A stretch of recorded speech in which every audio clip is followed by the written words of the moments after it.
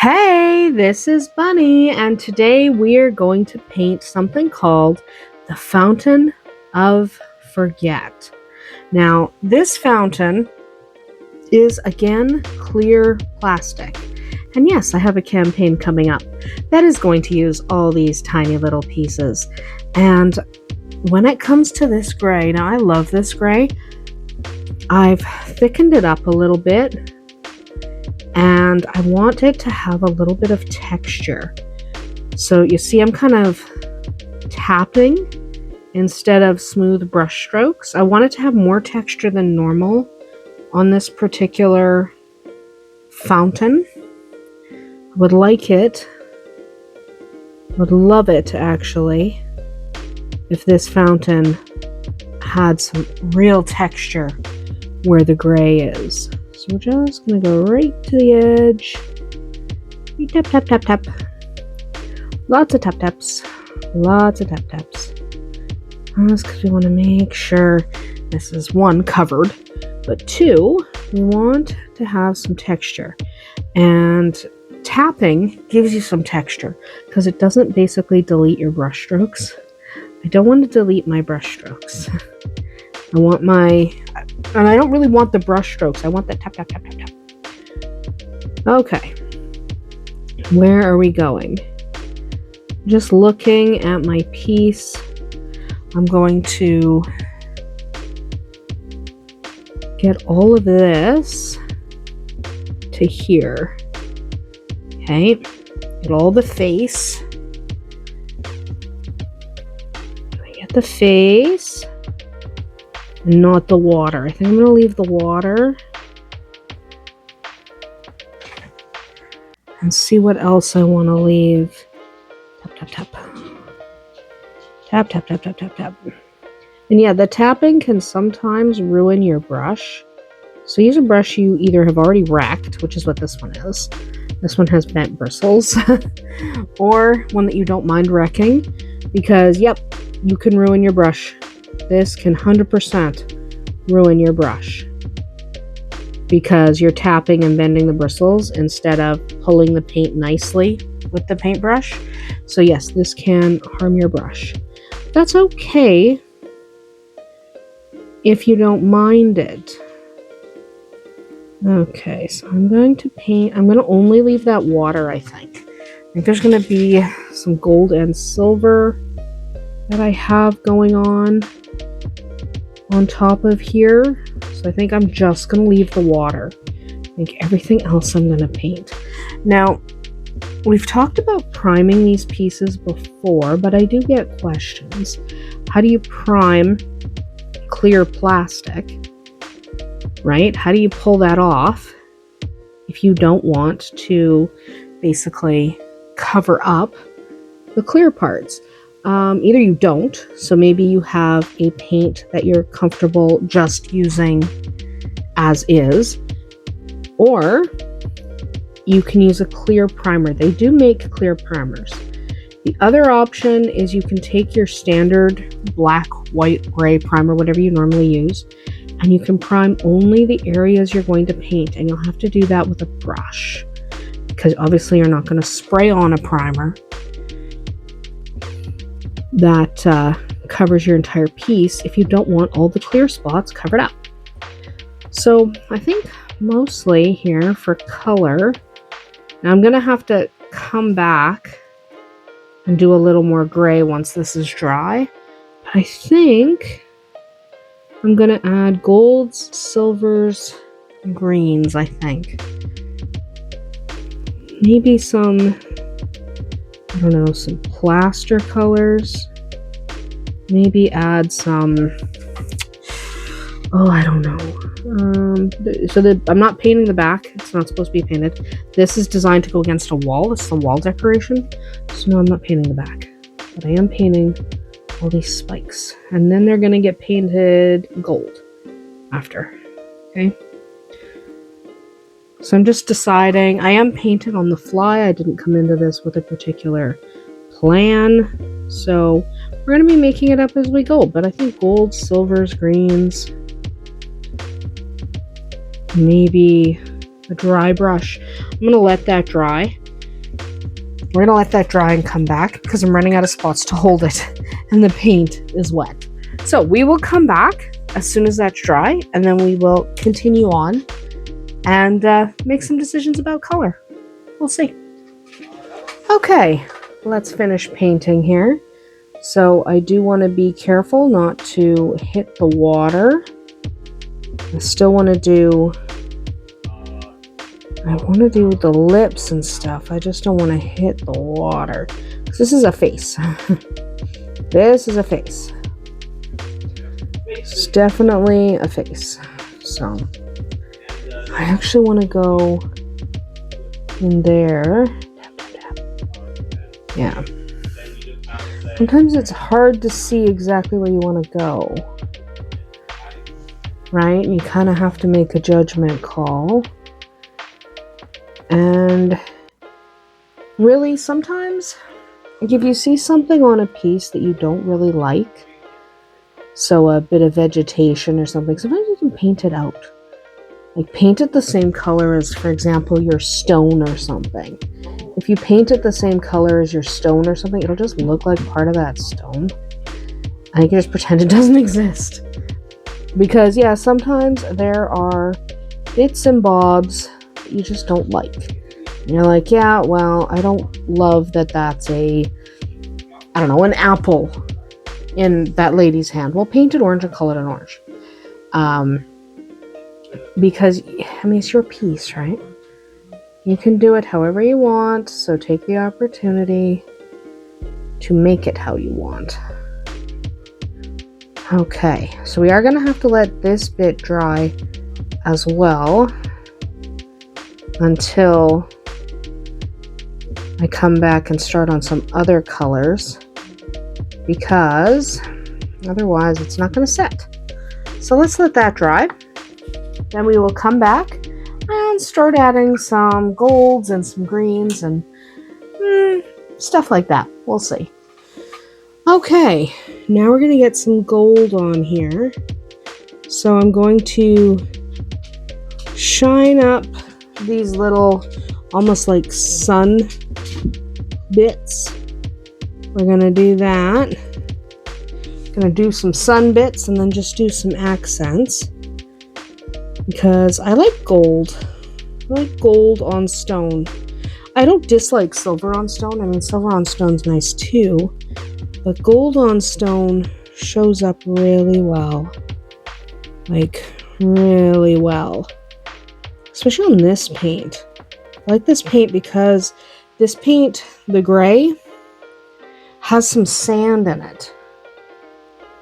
And the neat thing about the sand is it gives you some grit. And that kind of gives you a little bit of texture. So you get some texture underneath here. But for the most part, I want a lot of this left stone.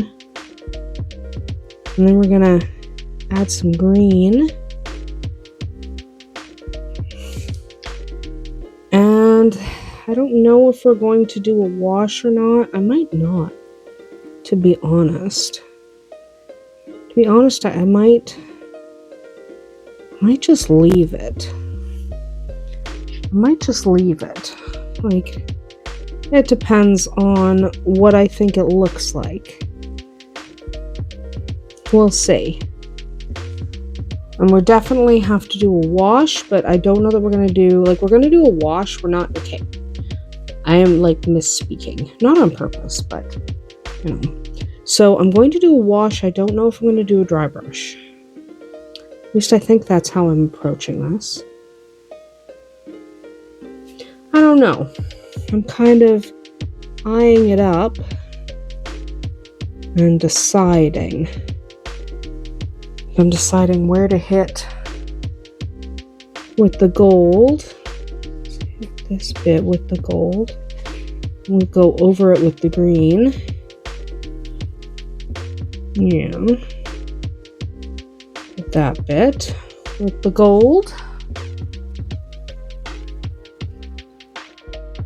Yeah.